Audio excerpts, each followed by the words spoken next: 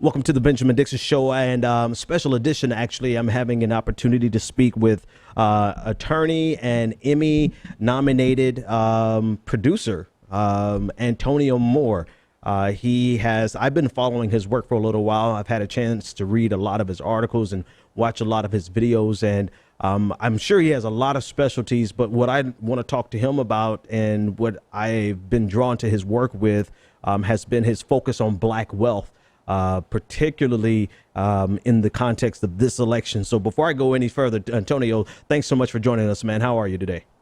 I'm totally good. I'm totally good, man. Just got off reading one of the more powerful articles I've seen, at least in the last few years, about Georgetown. Have you heard about that? Yeah, so Georgetown and the descendants of the slaves that were owned by, I mean, when you think about the implications of this, it's basically finally looking at blackness and moving beyond just simple color. I myself have done the Ancestry.com kit, and I've moved myself beyond just being African American. I consider myself West African American with the Congo accent of some sort. And so it's a trip because, I mean, here we have it. Here we have the question mark that so many people like Yvette Carnell and Breaking Brown have brought up about Obama, which is fundamentally, is blackness about our skin color or also about our descendancy from slavery? And you know, after 400 years of subjugation and Jim Crow to follow, definitely you have to say that slavery played a major role in blackness in America. Yeah, no, absolutely, absolutely. I mean, in so many ways that it created first, you know, for me, I haven't done the Ancestry.com kit, and I tell my audience all the time that I literally can only go back 5 generations to my great grandfather, and I only claim that great grandfather because he had the same last name, same exact city, and had it was a close approximation. So I claim that 5th generation back.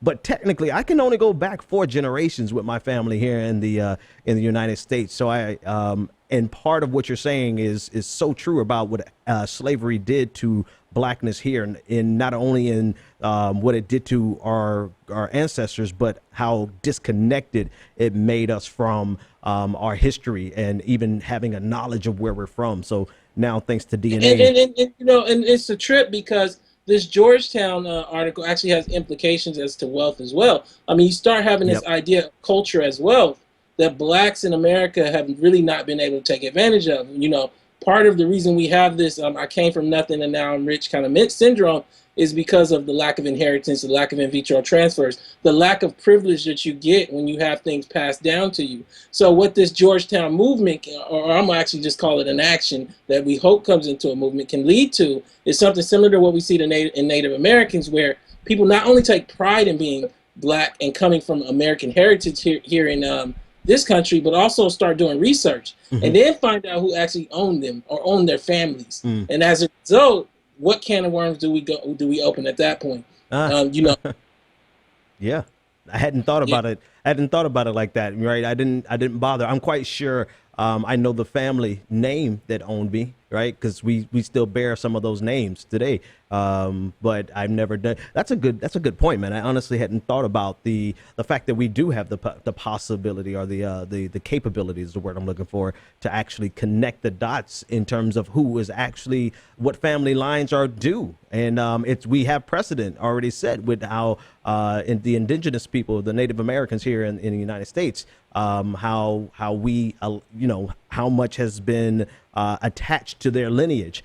So let's talk about that wealth, because right in that one little snippet that you gave, man, you said so much, right? The mentality that comes up in the black community because we come from nothing and we get a little bit of something and then we think we have something. And I want to throw that in context of this election, right? So one of the reasons we connected again was the absurdity that we saw from so many TV commentators who are pushing back against Donald Trump, basically saying, no, we got plenty of money. But in reality, African Americans in general, black people and African Americans specific, we really are disconnected from any concept of wealth in America. Talk a little bit about that. Yeah, I'm gonna shoot you over a chart because I mean, you know, I share this with different audiences. I myself have write on inequality.org. There's a big report that came out recently from the same people that I write with. They did it, and it showed that it will take 228 years for an African American family to catch up to where a white family is at today. Yeah. Not where they'll be at, but where they're at today. And so fundamentally, when you look at Black America, you can't look at us across 40 million people. You have to look at us across households. And that's like the first step. So there's 14 million Black households. We live in a households at a rate of about 3 people per household. On the other side, for white America, there's 80 million households, and they live about 2 per household. Now, to get into the top 5% of Black American households, all you have to have is 350 in assets. Not liquid. And that's basically your home. So you could have a home that paid off and $5,000 in the bank and be in the top 5% of Black families. Wow. On the white side, nearly 30% of white America, or over 23 million homes, have over $350,000. So so like, what's a trip is as you start moving up the ladder, less than 1% of Black homes have over $1.4 million in hard assets. But for white America, again, almost 10% of these 80 million homes have over $1.4 million. 8 million homes with $1.4 million is the floor for families of 2, though, too. And so, like, I think in a lot of ways that when you contextualize inside of the next number I give, which is the middle Black family has been shown to have a wealth of about $6,000. But Professor Wolf out of NYU has shown that when you deduct the family car and durables, which is like stuff that you normally don't count in wealth, but they've been adding to kind of pad the numbers, the middle Black family in America of 3 is worth $1,700. Wow. And so, like, you might ask, what is the middle white family worth? With durables, it's at like 116. Without durables, it's at like 100. So, wow. You know, that's the middle white family, regardless of education. So 40 million white families are worth over $100,000, regardless of education across this country. And I think that what's happened as a result of not knowing this reality is Black America has created a narrative around things like the Cosby Show and shows like Blackish of who and what they are that isn't based out of a national reality. It might be true for a small slither, and we can talk about the Cosby Show a little later. I definitely recommend also checking out my channel. My YouTube channel is Tone Talks. I just did a powerful discussion with Yvette Carnell that also is on your web, and we really went into this in depth. But we'll get a chance to discuss whatever you want to today about yeah, man. Yeah, no, I mean, you've hit on so much, man. And I would love to have that chart, and maybe we can put that image in to show what you're discussing in terms of what African Americans actually have. Just the concept of to be in the top 5% of wealthy African Americans, you only need how much? Say that again. $356,000, and the data comes from the Federal Reserve and was used by the Harvard Business Review. So it's all solid data. This is just what it is. Yeah. And I think what's happened is, you know, I did a video. I did an interview with Byron Allen, and you should check that out too if you're into wealth and economics. What's happened is, in so many ways, we have been overexposed to Black celebrity to the point where, one, we don't understand how many of them really don't have millions of dollars. Right. But two, we multiply them as though there's millions of those people, when there's actually a few thousand, if that. And as a result, we don't realize all of the faceless and nameless Freddie Grays and Mike Browns and Eric Garners that are all across this country. And one of the things that I've been told Yvette is, like, before the 80s, Black people were able to live in their bubble and not know about other parts of the nation. Right. You really think about in terms of like Los Angeles, and I'm from LA, and Los Angeles and South Central, and Los Angeles and New York. I'm sorry, there was a great fascination with those two cities. Excuse the silence if you. No problem. It's cool. But what's happened as a result of technology is all of a sudden little places like Ferguson are being shown to us in a very real way, and what it's doing is it's collapsing upon the reality of, say, Black life in a place like Ladera Heights, the wealthiest Black property community in the nation, because that's not their world. Right. But what they don't understand is that millions upon millions of blacks live like Ferguson, Yeah. from and all across the country. There aren't millions upon the millions of blacks living like Ladera Heights. There's just a few thousand. And what becomes the narrative after the Cosby Show is we don't want to see that on television either. Right. Right. So we say to ourselves, I just want to see a positive image. But that positive image must be a reflection similar to our wealthiest families. And when I say wealthiest, it ain't even top 5%. It's really like top 2%. You know, I did an analysis on the Cosbys, and I showed, it's called Cosby Show Dreams. You can Google it. And what I showed is that their house in 1983 was worth $700,000. Wow. Back in 83, you had to put down $100,000 to buy a house. So they're black. Let's just say that they could come up with the 100, which is like $500,000 today. Wow. And then a mortgage would have been $8,000. Now, what I will tell you also is that back then mortgages were like 12, 14%. They weren't the numbers that we have now. Money wasn't cheap as it is now. All I'm saying to you is that fundamentally, what's happened is that we've confused the display of of the wealthiest like lifestyles in America with middle class. Yeah. And then we say to ourselves, well, that's aspirational to try to be that. And that's where we're at right now. And I think that we get like bogged down with all of this aspiration and create like hope and dreams out of it. Yeah. Oh man. I've I thought you were going to say out of something that's actually nothing, that we have this aspiration for things that we make a dream out of something that inevitably becomes a nightmare, because one of the implications of us doing that has been, in my opinion, the sabotaging of ourselves politically. And any policy, or not even seeking policy, that would help rectify, if not our race specific problems, class specific problems, and the usage of race to undermine a class specific problem, and so many different contortions that took place during this election cycle, man. Even the pushback on reparations, because Bernie Sanders didn't support reparations, that became a pushback from black people who on any other given day of the year won't support reparations. So it's just been a really complex election. No, it has been. And then you look at what happened just like 2 days ago when they came out with the data with the release about Black Lives Matter, and how they basically said just speak to them but don't give them any policy. Exactly. And this coming from people who are ostensibly supposed to be our allies, right? And forget being our ally, but they have the benefit of getting 96% of the vote, and not, what was it, 98% with Barack Obama, or 96% with Barack Obama. So they get a block of our vote, and still they're handling us with let's not say anything that's going to make them upset, but don't commit to any policy. So tell me from your perspective on this class race divide, this forever thing that we do inside of the black community that has ramifications, right? Politically, it has had some far-reaching ramifications. But take some of the people, for instance, that we see on television who are making, let's say they're making $200,000, $350,000, maybe $500,000 a year to be commentators and be black faces and to be the black spokesperson, but then they immediately dismiss Donald Trump's putrid but not too inaccurate assessment of the average African-American experience, right? What do you feel when you see, let me just make it plain, what do you feel when you see someone like Joy-Ann Reid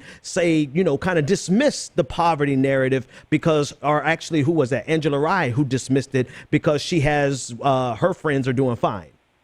Yeah, I think that it makes me question whether it comes from a place of pride or ignorance. Pride in the sense that you just don't want to talk about that because it's not your reality. Ignorance because you just don't know.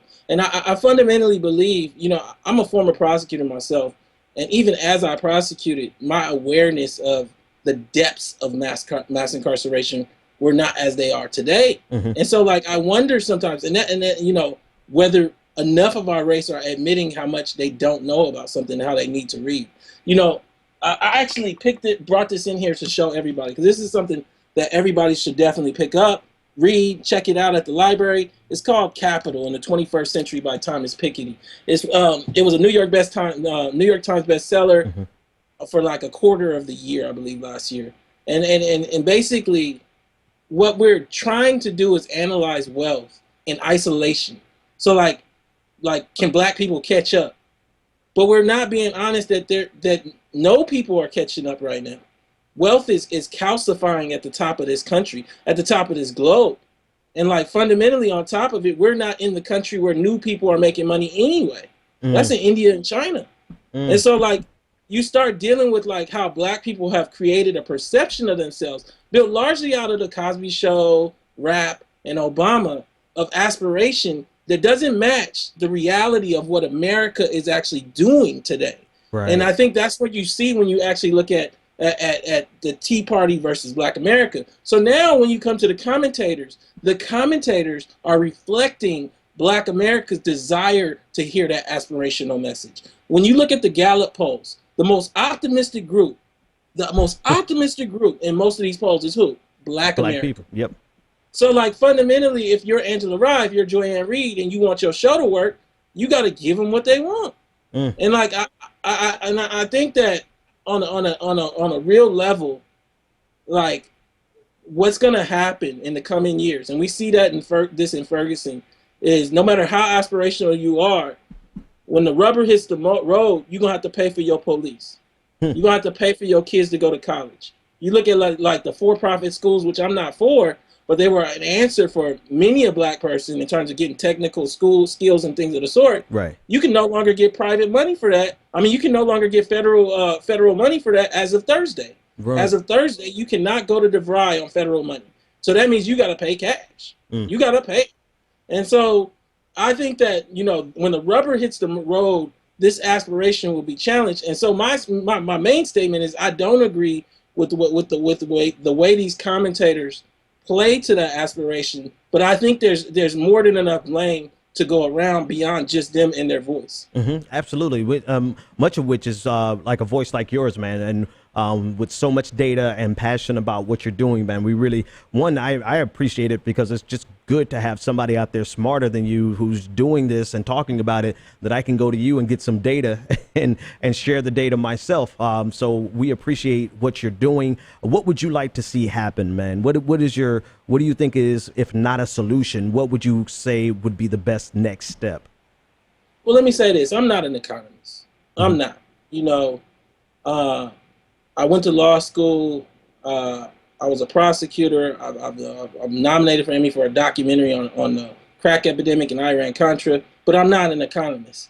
What I want to see Black America do is what I did, which is use the internet to expose yourself to the reality of the things. Let me give you an example.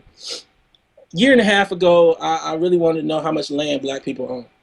So I went deep on the internet. It took me like a couple of days, but I found the last USDA report, who owns the land.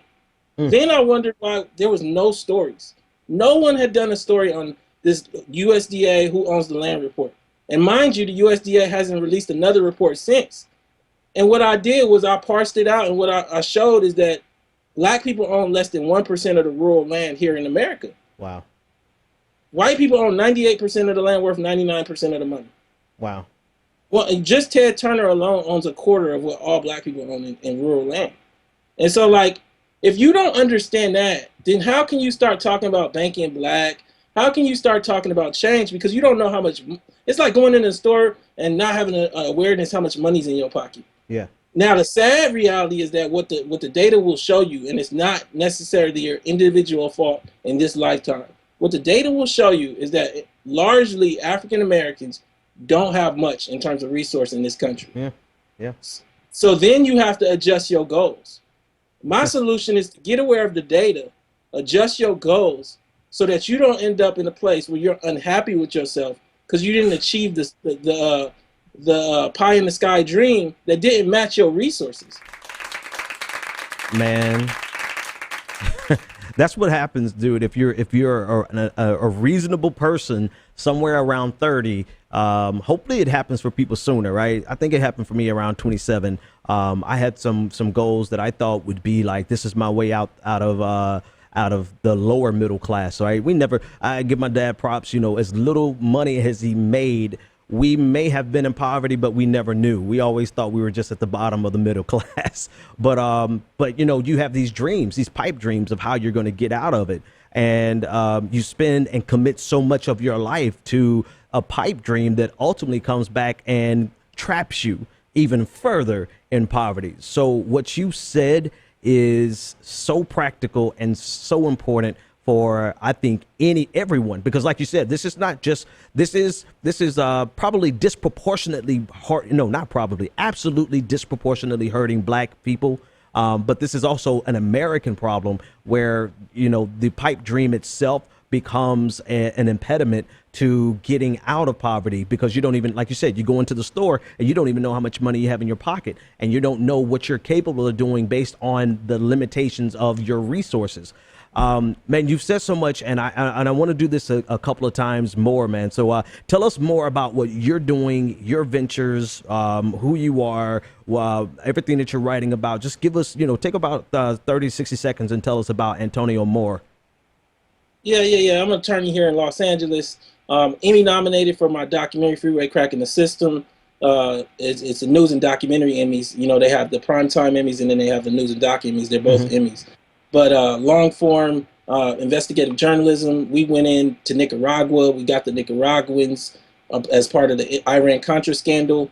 And, you know, a lot of people don't recall it. It's 20-year anniversary, but this was the first time that Black people used the internet en masse, when the Iran-Contra scandal and the Gary Webb story actually hit the internet. You know, and we went and we got the Nicaraguans. We have, you know, a lot of people that have never been on camera talking about why this all happened.